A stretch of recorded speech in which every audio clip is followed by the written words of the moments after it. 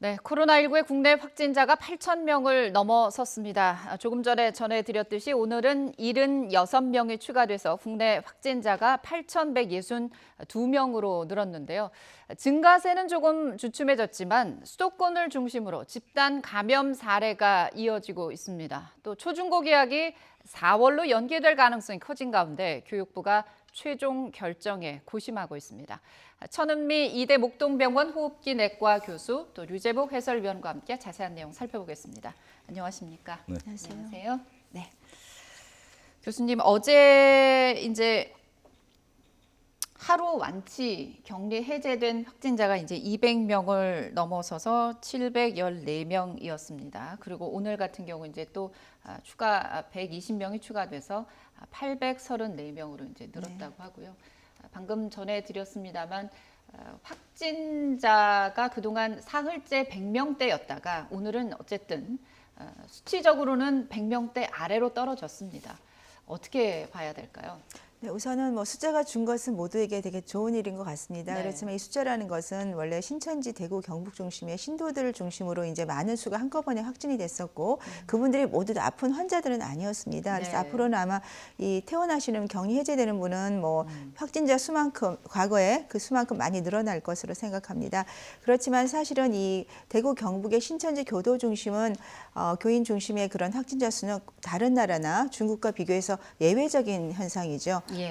사실은 이제 코로나19 바이러스의 그 집단 감염의 위험성은 지금부터라고 생각합니다. 서울에서 지금 발생하고 있는 숫자는 작지만 콜센터라든지 산후조리원, PC방 이런 데서 발생하는 것은 어느 지역이나 어디 지점에서나 사람들이 모여 있는 곳에서는 이 코로나19 바이러스가 강력한 전파력을 보일 수 있다는 예시이기 때문에 걱정되는 건 이제 3월 말이나 4월에 개학을 하게 되면 학생들 사이에 이 코로나 바이러스가 퍼지기 시작하면 학생들은 건강하고 젊기 때문에 증상이 없는 경우가 매우 많을 겁니다. 예. 그럼 그분들이 집에 가서 가족에게 전염이 되고 가족이 지역사회 전파로 갈 수 있기 때문에 사실은 4월이 굉장히 중요한 시점이고 그 시점에 분명히 치료약제나 무언가 우리가 치료를 받을 수 있는 약물이 개발이 되지 않는다면은 네. 지금 이탈리아나 스페인이나 이런 유럽에서 발생하는 상황이 국내에도 발생하지 않는다고는 말할 수 없다고 생각합니다. 그렇군요. 그동안 저희가 워낙 확진자 수가 많았던 것은 신천지 교인을 중심으로 한 특정한 어떤 사례였고 지금부터는 오히려 소규모 집단 감염 또 아니면 소규모가 아니면 더 이제 상황은 나빠질 수 있는 집단 감염의 위험성이 지금부터 더 위험할 수 있기 때문에 조심을 해야 된다, 대비를 해야 된다는 네. 말씀이신 것 같습니다. 보건당국에 따르면 전국의 한 80% 이상이 이 청 교수님도 방금 말씀하셨습니다만 집단 감염, 집단 발생과 연관성이 있다라고 밝혔습니다. 일단 한번 관련 내용을 들어보시죠. 전체적으로 81%가 집단 발생과 연관성이 있고 기타 산발적 발생 사례 또는 조사 분류 중인 사례가 약 19%입니다. 이제까지 파악된 세부 집단 발생 사례의 경로 중에서는 신천지 관련 사항이 62%를 차지하고 있습니다. 네, 특히 이 신천지를 넘어서 지금 네. 나타나고 있습니다. 서울 구로 콜센터 등 해가지고 수도권을 중심으로 집단 감염이 이어지고 있는 이 부분이 상당히 우려할 부분이죠. 그렇습니다. 집단 감염이 현재 81%라고 이제 발표를 했는데요. 사실 네. 이거는 조사하면 할수록 높아질 수밖에 없습니다. 쉽게 숫자를 좀 몇 가지 말씀드리면요. 네. 어제 76명이 늘었거든요. 예. 76명이 늘었는데 그중에 대구 경북이 45명입니다. 예. 이 45명은 거의 대부분이 신천지 관련입니다. 네. 그리고 서울이 9명, 인천이 2명, 경기가 11명에서 22명. 네. 이 22명은 대부분 대구 콜센터, 서울 그 구로구 콜센터와 이와 연관된 감염의 가능성이 높거든요. 예. 그럼 전체 76명 가운데 67명이 이른바 집단 감염으로 쉽게 분류가 됩니다. 이렇게 예. 이제 집단 감염의 그 비율은 점점 높아지고 있는데요. 네. 콜센터만 해도 현재 콜센터의 전체 이른바 상주하는 인력들, 그러니까 11층, 주로 감염이 일어났던 11층 207명, 그리고 네. 7에서 9층까지 553명, 오피스텔 240명 해서 1000여 명 정도의 전수조사가 끝났는데요. 네. 115명이 감염이 됐습니다. 예. 이것은 한 묶음의 집단 감염으로 볼 수 있죠. 네. 이 가운데 직원이 82명이고 가족이나 지인이 33명입니다. 그러면 직원들이 1차 감염이라 하면 가족, 지인은 2차, 3차 감염 이런 식으로 최근에 수도권에서 나오는 거의 대부분의 감염은 한 곳에서의 집단 감염이 다른 곳에서 소규모 2, 3차 집단 감염을 일으키면서 퍼져나가는 이런 양상을 띠고 있습니다. 그래서 아까 교수님이 얘기하신 것처럼 상당히 걱정되는 부분은 이제 신천지라는 큰 하나의 클러스터를 극복한 뒤에 지금부터 걱정해야 될 것은 이런 소규모, 규모는 작지만 빠르게 퍼져나가는 2, 3차 집단 감염, 이 부분이 상당히 걱정이 되는 부분입니다. 네. 말씀해 주신 것처럼 지금 서울에서의 집단 감염이 나타난 구로 콜센터 직원뿐 아니라 가족, 지인, 2차 감염이 계속 지금 2, 3차 감염이 이어지고 있다는 건데요. 구로 콜센터는 물론이고 이제 분당 재생병원 관련 확진자가 서울 강남에서 이제 발생을 했습니다. 이처럼 혹시 이 집단 감염이 지역 전파로까지 이어지는 것은 아니냐, 이런 시민들의 불안도 커진 게 사실인데요. 일단 집단 감염에 대한 시민들의 불안 한번 듣고 오실까요?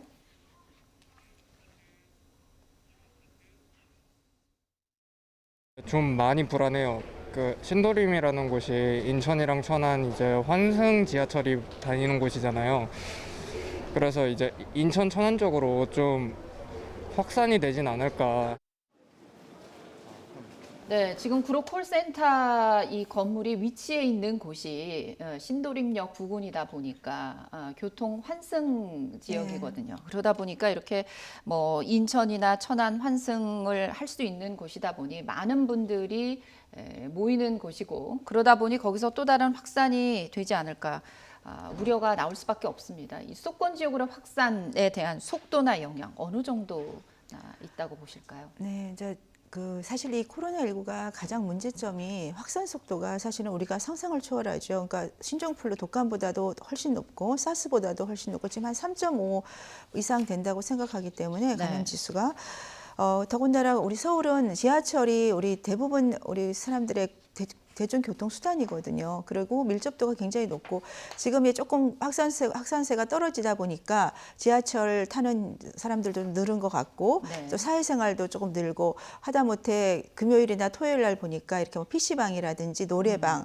이런 쪽에도 사람이 많은 것 같습니다. 그래서 분명히 이 교통 지점이 신도림 그쪽 구로 쪽이시기 때문에 많은 환자들이 아마 발생을 할 확률이 있는데, 다행스러운 것은 최근까지는 마스크 착용들을 많이 해주셨고 네. 개인 위생들을 많이 지켜주셨기 때문에 우리가 생각한 것보다는 확산세가 늦춰질 수는 있지만 그래도 아무래도 분명히 소규모로 지역 감염이 될 확률이 있고, 지금은 하여튼 사회적 거리두기가 매우 중요합니다. 그러니까 회식이라든지 PC방, 노래방 이런 곳은 가능한 한 조금 피해 주시는 게 좋을 것 같고요.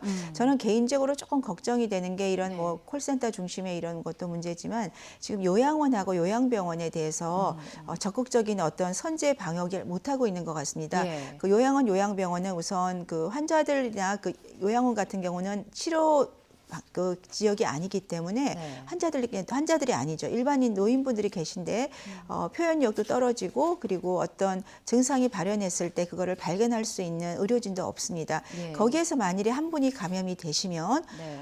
그것은 뭐 취약할 뿐 아니라 감염력이 원체 높은 코로나19이기 때문에 대규모 사태가 발생할, 지금 이탈리아가 인구가 많은 것도 있지만 거기가 고령 인구가 많죠. 평균이 네. 80세가 넘은 데다가 네. 의료 기반이 한꺼번에 환자가 발생하니까 취약해서 지금 치사율이 거의 뭐 7% 가까이 올라가고 있으시거든요.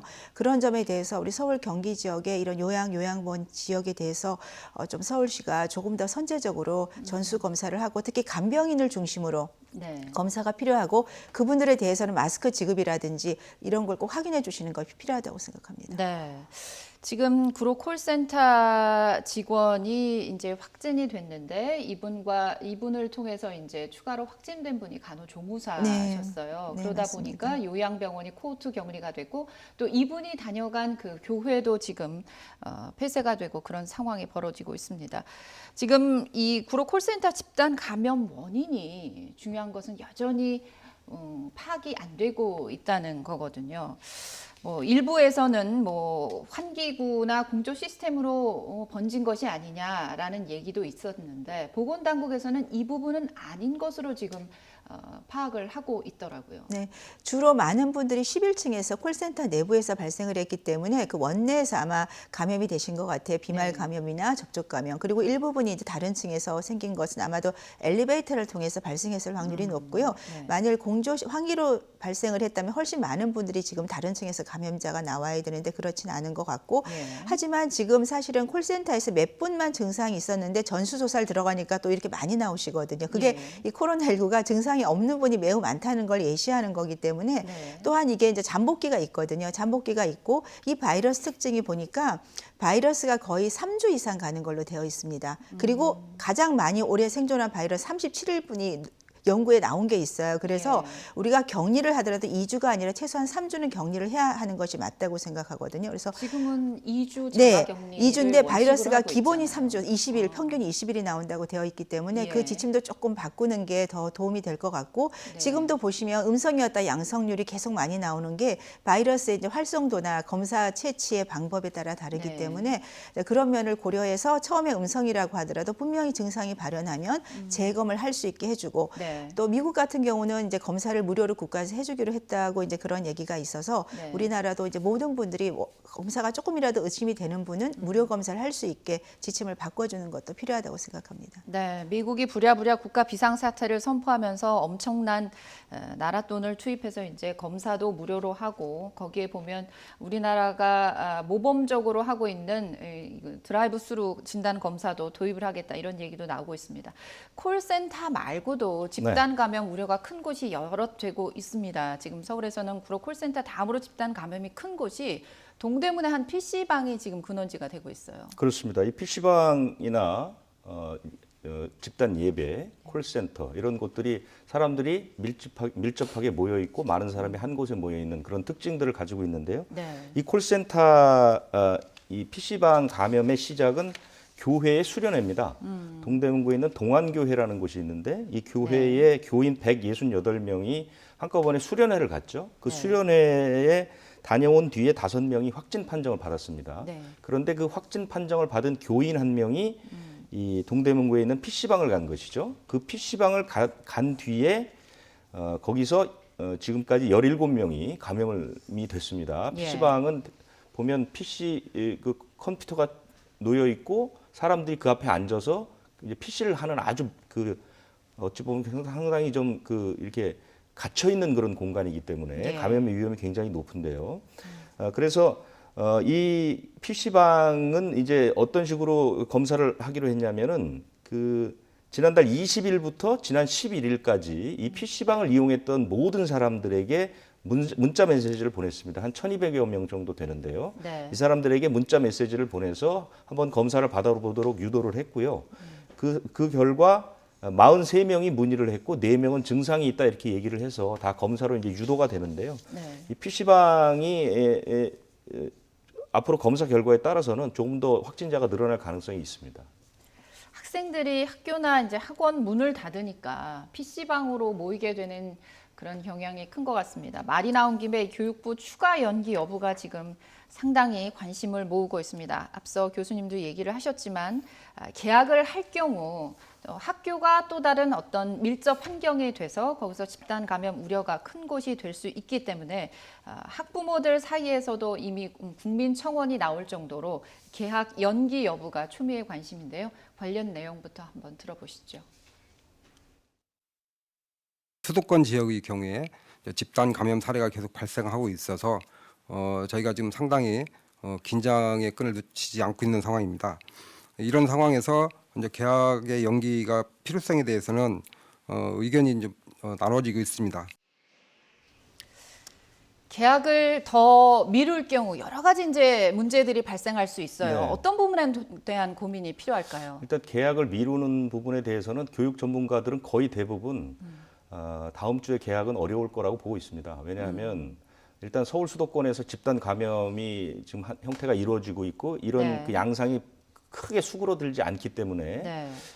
학교는 사실은 그 바이러스가 감염되기 꽤 괜찮은 조건을 가지고 있습니다. 학생들이 많이 모여 있고, 그 다음에 그 학생들을 한꺼번에 통제하거나 미리 뭐 조사하거나 검사할 수 있는 방법이 지금 특별한 게 없습니다. 그래서 제가 볼 때는 그 많은 교육 전문가들은 그 연기가 불가피하다고 보고 있고요. 뭐 연기를 네. 하게 되면 다시 2주를 하게 되는데 네. 문제는 이제 학습이죠. 아이들이 이제 공부를 할 수가 없는 게 되는 것이죠. 현재 뭐 네. 집에서 온라인상으로 공부를 한다지만 그것이 학교에서 하는 교육과 같을 수는 없으니까요. 예. 그래서 현재는 4월 6일 개학이 유력하게 떠오르고 있습니다. 일부 교육 전문가들은 지금 지역별로 분리를 할 필요도 있다. 왜냐하면 네. 서울 수도권이나 대구 경북은 환자가 많지만 전라남북도는 이미 일주일 이상 환자가 나오지 않고 이런 것들은 또 선별해서 계약을 할 수도 있지 않겠느냐는 얘기가 있는데 그렇게 네. 되면 또 다른 문제들이 생기죠. 교육의 불균형 문제가 생기게 되고요. 그렇습니다. 당장 고3 같은 경우는 대학 입시 일정이랑도 상황이 굉장히 그렇습니다. 밀접해 지금 있기 이제 때문에. 한 달을 늦추게 네. 되면은 법정 수업 일수에서 한 10%는 깎을 수가 있거든요. 예. 그렇지만 지금 고3 수험생 가운데 수시를 준비하는 아이들은 여름방학이 굉장히 중요한데 네. 이렇게 되면 여름방학이 통으로 사라질 수가 있거든요. 그렇게 예. 되면 수시 모집에 준비하고 있는 고3 수험생들은 상당히 이제 피해를 볼 수 있다고 생각을 할 수 있고요. 네. 법정 수업 일수를 맞추지 못하면 수학능력 시험도 뒤로 미뤄야 됩니다. 예. 그러면 수학능력 시험을 뒤로 미뤘을 때 생길 수 있는 혼란 이런 것들도 감안해 보면 네. 연기가 불가피하긴 하지만 참 어떤 대안을 마련해야 할지 교육부로서 상당히 골치 아픈 문제가 아닐까 이렇게 생각이 듭니다. 네, 사상 초유의 4월 개학 이거 현실화될 수 있는 문제입니다. 주희연 서울시 교육감 같은 경우는 개학을 추가로 연기하면 한 학기 수업 결선 문제 또 수능 연기까지도 연결이 될 수 있는 그런 상황이기 때문에 고등학교는 대학 입시와 연관돼서 참 여러 가지 복잡한 문제가 많다 하면서 고민을 토로하는 그런 글을 또 SNS에 남기기도 했습니다. 교수님, 방역 관점에서 본다면 그럼에도 불구하고 이 코로나 종식이 언제 될지 모르는 상황에서 개학 연기 어떻게 해야 좋을까요? 사실 건강이 제일 중요하죠. 부모 입장에서는. 그렇기 때문에 2, 3주 연기하는 것이 맞다고 생각하고 도리어 여름방학이나 겨울방학을 조금 줄이는 게 낫고요. 우선은 시간을 버는 게 중요합니다. 네. 또한 이제 마스크 수급 문제도 조금 더 네. 정착이 되고 나면 사회적 거리 두기가 조금 더 정착하고 그런 관점에서는 조금 더 개학이 연기되는 게 좋고 또 그 사이 약제 개발이 조금 될 수도 있기 때문에 네. 우리는 아무래도 좀 개인적으로도 연기하는 게 학생들 건강에는 도움이 될 것 같습니다. 네, 교수님. 지금 대구시에서 권영진 대구시장이 이 대구 상황 관련해서 브리핑을 하고 있습니다. 현장으로 가보겠습니다. 늘어나고 병상은 턱없이 부족하여 2,000명이 넘는 확진 환자들이 자가에서 대기해야 했고 병원 치료를 제때 받지 못해 집에서 돌아가시는 가슴 아픈 순간들의 연속이었습니다. 단 한 분의 시민이라도 지키고자 사투를 벌였지만 대구의 힘만으로는 너무나 버거웠던 순간 대한민국의 하나된 힘이 대구에 모였습니다. 전국에서 달려와 주신 의료인들은 감염의 위험을 무릅쓰고 눈물겨운 사투를 벌였습니다. 경찰과 소방, 군 장병들과 공무원, 자원봉사자들 모두가 하나 되었습니다. 전 국민과 지방정부, 기업에서 대구 힘내라고 응원해 주시면서 따뜻한 온정의 손길을 보내주셨습니다. 정세균 국무총리님께서도 대구에 상주하시면서 정부의 적극적인 지원으로 힘을 보태 주셨습니다. 이러한 응원에 힘입어 우리 대구는 코로나19와의 싸움에서 당당히 맞설 수 있었습니다. 위기에 강한 대구 시민의 DNA는 코로나19 앞에서도 놀라운 저력을 발휘했습니다. 지난 한 달여 동안 우리 대구는 사실상 봉쇄 상태를 유지했습니다. 누군가에 의한 봉쇄가 아니라 시민 스스로의 선택이었습니다. 모든 시민들께서 이동을 멈추고 외출을 자제하면서 답답한 집안에서 힘들고 고통스러운 시간을 감내해야 했습니다. 모든 산업활동이 마비되고 일상이 송두리째 무너지는 상황 속에서도 누구를 탓하거나 원망하지 않고 서로를 격려하고 배려했습니다. 지성이면 감천입니다. 하루 수백 명씩 확진 환자를 쏟아내던 코로나19의 무서운 기세가 조금씩 꺾이기 시작해서 최근 4일간은 확진자 수가 연이어 두 자릿수로 감소했습니다. 대구의 저력과 온 국민들의 응원에 힘입어 지금 대구는 코로나19와의 싸움에서 이길 수 있다는 희망을 만들고 있습니다. 그러나 지금은 결코 안정기가 아닙니다. 분명 상황은 나아지고 있고 신천지라는 급한 불은 껐습니다. 그러나 아직 요양시설, 컨택센터, PC방 등 다중이용시설에서의 집단 감염 위험이 도사리고 있고 감염 경로를 밝힐 수 없는 2차, 3차 감염이 일반 시민들 사이에서 발생하고 있습니다. 지금 대구는 신천지라는 눈에 보이는 감염원이 아니라 시민사회 곳곳에 숨어있는 눈에 보이지 않는 감염원과 싸워야 하는 새로운 국면을 맞이하고 있습니다. 더 힘든 싸움이 될 것입니다. 새로운 국면에 대응해서 코로나19 위기를 조기에 종식시키기 위해 대구광역시 재난안전대책본부는 선제적이고 광범위한 방역체계를 구축하겠습니다. 첫째, 일반 시민들을 대상으로 한 진단검사 역량을 더욱 강화해서 숨어있는 감염원을 조기에 발굴하여 격리하겠습니다. 고위험군에 대한 이동검체를 통한 선제적 진단검사를 전면적으로 확대 실시하겠습니다. 둘째, 다중이용시설에 대한 감염 예방 조치를 더욱 철저히 하고 혹시라도 있을지 모를 방역 사각지대 최소화에 만전을 기울이겠습니다. 와상 환자와 중증 장애인 환자들을 위한 별도의 병상도 설치 운영하겠습니다.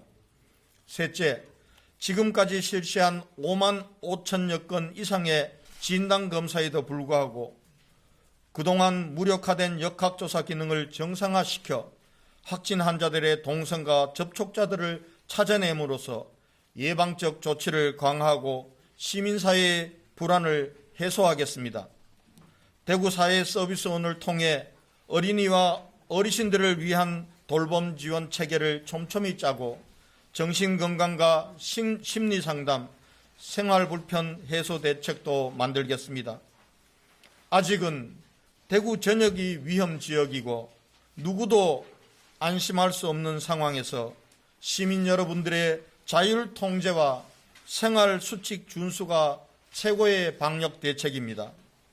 이에 저는 오늘 시민 여러분께 코로나19 종식 3.28 대구 운동을 제안합니다. 한 달 가까이 겪어온 고통을 2주 더 감내해 주실 것을 부탁드리는 저의 마음도 안타깝고 송구스럽지만 이번 사태를 조기에 끝내고 일상으로 돌아가기 위해서는 압축적인 고통을 감내할 수 있는 용기가 필요합니다. 지금이 바로 그 때입니다. 오늘부터 3월 28일까지 2주간 모든 방역 역량을 집중하고 시민 이동을 최소화해 대구에서 발생하는 환자를 한 자릿수 이하로 만들어 코로나19 상황이 방역 대책의 통제하에 있는 확실한 안정기로 만들어 가겠습니다. 방역 대책의 목표와 희망을 담아 시민 여러분들께 간곡히 호소드립니다. 첫째, 외출과 이동을 최소화하고 모임과 집회를 중단하는 자율 통제를 더욱 강화해 주십시오. 종교 행사 외에도 노래방, PC방 등 다중이 밀집하는 실내 영업장 운영을 3월 28일까지 중단해 주실 것을 부탁드립니다. 둘째, 손 씻기와 2m 거리 두기, 각자 덜어먹고 대화는 줄이며 상대방과 간격을 넓게 안는 코로나19 식사 예절 등 개인 위생 수칙을 더욱 철저히 준수해 주실 것을 요청드립니다. 셋째, 5만 5천여 건의 진단 검사에도 불구하고 발열, 오한, 기침, 가래, 구토, 설사 등의 증상이 새롭게 나타나는 시민들께서는 출근과 외출을 마시고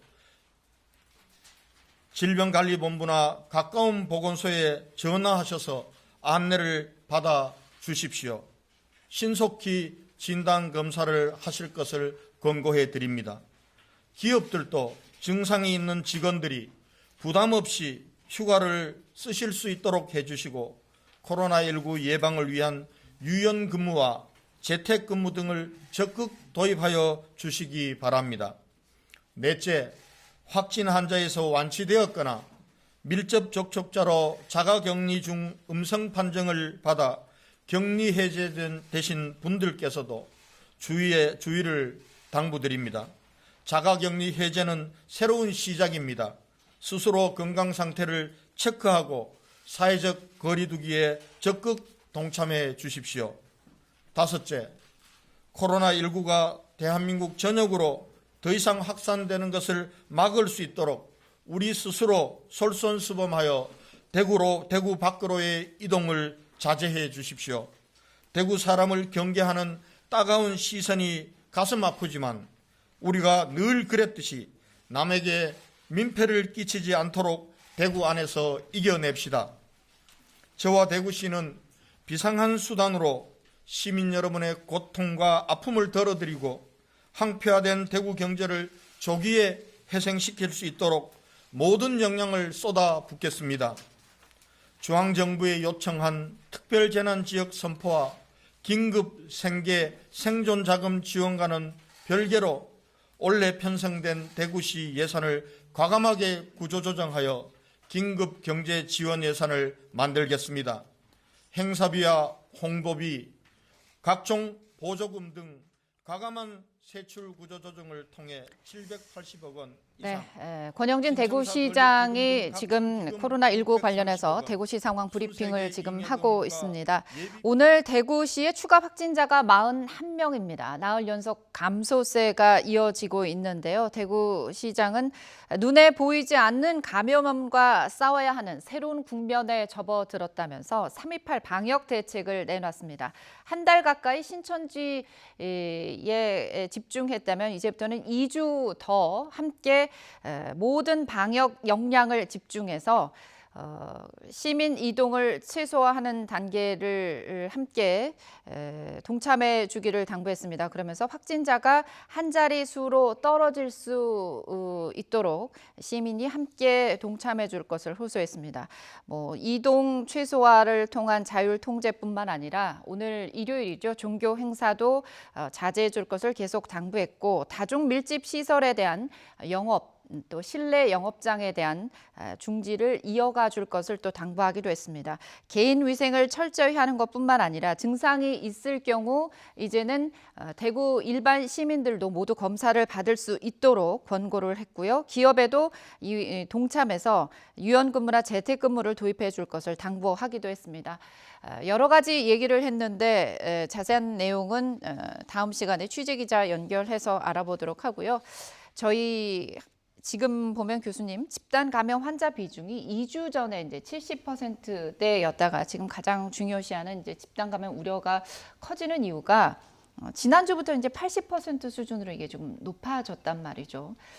이것들이 보여주는 여러 가지 어떤 추세가 나타내주는 이런 현상들 우리가 어떻게 좀 예방을 해야 될까요? 네. 그러니까 이 집단 감염이 주로 발생한다는 거는 밀폐된 공간에 있으면 많은 분들이 순식간에 본인도 모르게 감염이 되는, 그러니까 전파력이 높다는 특징을 우리가 확실히 알 수 있었습니다. 네. 그렇다면은 제일 중요한 거는 다중시설에 모이지 않아야 되는 거고, 지금처럼 직업적으로 콜센터에 이렇게 있는 경우는 저희가 좀 방법을 강구를 해야 되겠죠. 간격을 둔다든지 마스크를 착용을 가능한 하게 하고 이런 게 중요할 것 같고, 그러니까 사회적 거리두기 그리고 개인위생 마스크 쓰기. 그게 가장 중요하고요. 지금은 우리가 신종플루 때는 그게 왜 종식이 됐냐면 굉장히 많이 확산되고 있을 때 분명히 이제 치료약제랑 백신이 개발이 됐었어요. 예. 그러면서 종식이 됐지만 이 코로나19는 지금 백신 개발은 1년 이상 걸릴 거기 때문에 그것을 기대하기 좀 어렵거든요. 그러면 우리가 최대한 사회적 거리두기를 통해서 이 확진자 수가 줄어들게 되면 그 사이에 치료약제가 나오면서 경증 환자가 중증 환자로 가지 않게 네. 그 시간을 버는 게 저는 제일 중요하다고 생각합니다. 그렇기 예. 때문에 우선은 아까 말씀드린 그런 다중시설 이용 자제라든지 사회적 거리두기, 마스크 착용, 개인위생 그게 지금은 가장 중요한 방법이라고 생각합니다. 네. 코로나19가 비단 우리나라만의 문제가 아닙니다. 네. 이탈리아에서는 벌써 확진자가 2만 명을 넘어섰다고 그래요. 그렇습니다. 그 이탈리아나 유럽은 지금 그 확진자 수도 수지만 증가 속도가 너무 빠릅니다. 그러니까 이탈리아가 어제 하루에 3,497명이 증가했습니다. 왜 하루 이렇게 사이에. 갑자기 많이 늘어나고 있을까요? 이것은 이제 그 뭐 중국 지금 전 세계의 코로나19의 확산 사례를 보면 중국의 사례가 있고 우리의 사례가 있고 이렇게 이제 네. 대표될 수 있을 것 같은데요. 우리는 선제적으로 검사를 해서 확진자들이 많이 늘었고 예. 신천지라는 그 어떤 폭발적인 클러스터가 있었고 중국은 사실은 초반 대응이 굉장히 좀 부실했다는 평가를 많이 받습니다. 네.